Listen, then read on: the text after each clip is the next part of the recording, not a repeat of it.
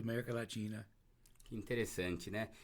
E se a gente pensar no mexicano, eu também tive a oportunidade de fazer intercâmbio, ele é muito caloroso, igual o brasileiro, né? Sim. Essa questão do futebol, a questão da religião, que bacana. Então você conta um pouquinho para mim que aí a sua segunda etapa, o segundo país que você veio fazer intercâmbio foi o Brasil. Conta um pouquinho pra gente. Sim, eu entrei o Peace Corps e tinha um treinamento de 6 semanas, onde nós estudamos português 7 horas por dia com uma professor do Brasil. E depois de cada semana nós trocamos o professor para a gente ficar sabendo dos outros sotaques do Brasil, porque algumas da gente, a maioria da gente fomos para Bahia, o outro grupo foi para Brasília. Então nós ficamos assim umas 6 semanas assim no treinamento e nós tínhamos um interessante porque nosso emprego, nossa finalidade era desenvolvimento urbano, desenvolvimento da cidade. Então, nós fomos para várias cidades lá na Nova Inglaterra. O treinamento ficou em Brattleboro, Vermont.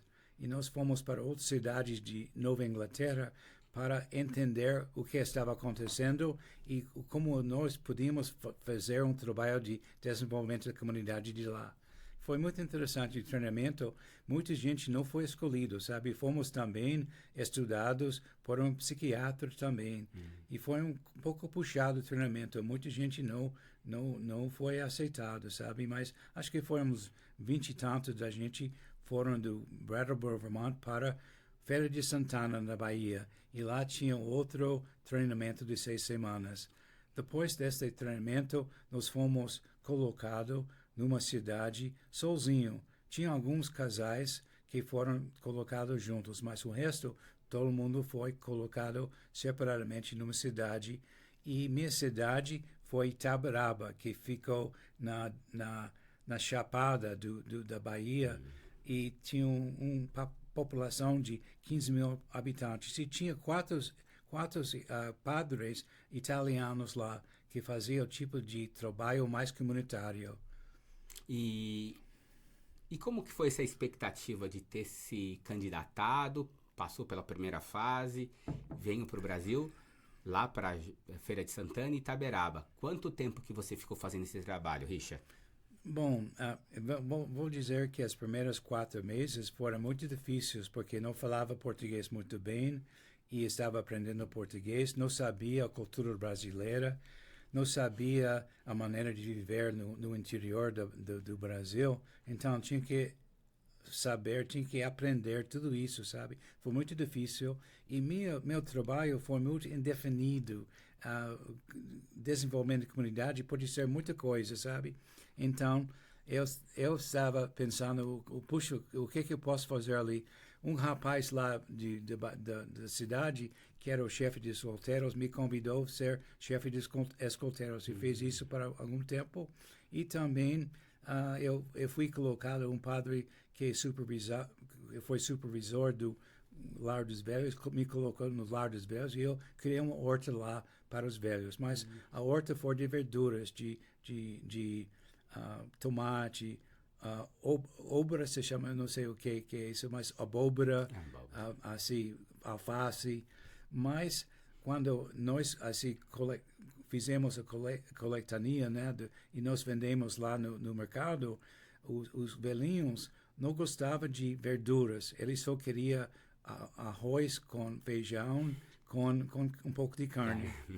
Então, eu deixei aquele lugar e eu aluguei uma casa num bairro pobre lá, e lá no meu bairro pobre eu vi que a maioria das pessoas não sabia ler e escrever. Mas vou contar outra coisa interessante. Antes de ir para o Lar dos Velhos, eu fiquei numa pensão.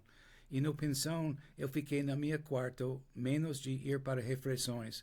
E lá no meu quarto, eu tinha livros que o Peace Corps nos deu para ler e escrever cartas para casa. Foi um tempo muito isolado, muito difícil. Um dia eu estava dentro do quarto e o dono da pensão estava falando com outra mulher, dizendo que a outra mulher perguntou o que esse rapaz fazendo ali, mostrando para meu quarto.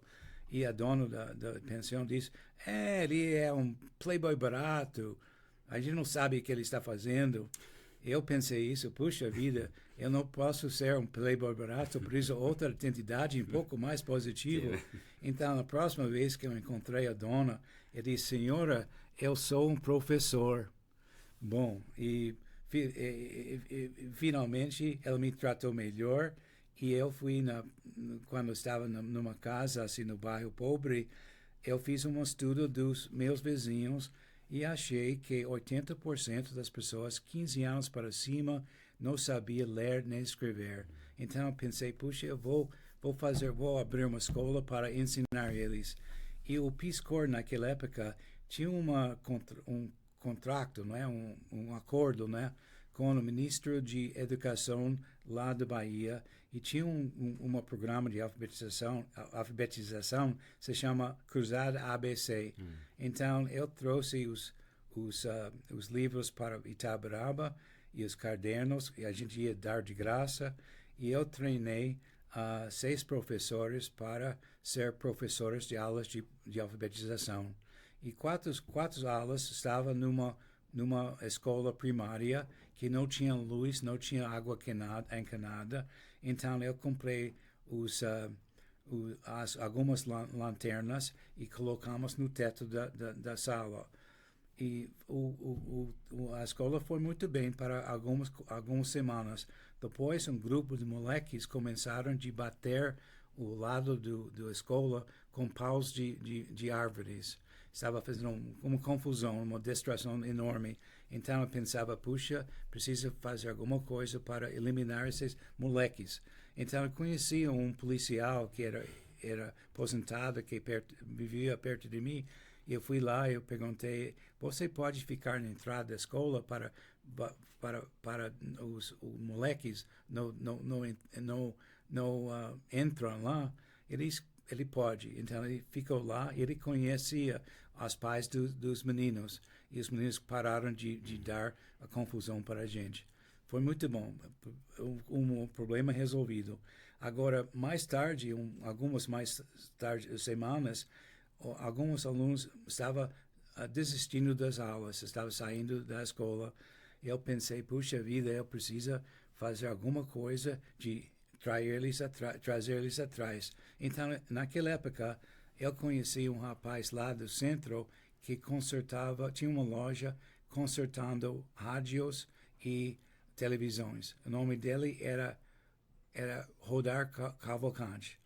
E quando eu estava lá na oficina dele, ele sempre elogia como era grande dança, como se diz, uma pessoa que dança, como se diz isso? Um ótimo dançarino. Um dançarino. Ele falou que as mulheres do Rio adoraram a dança dele.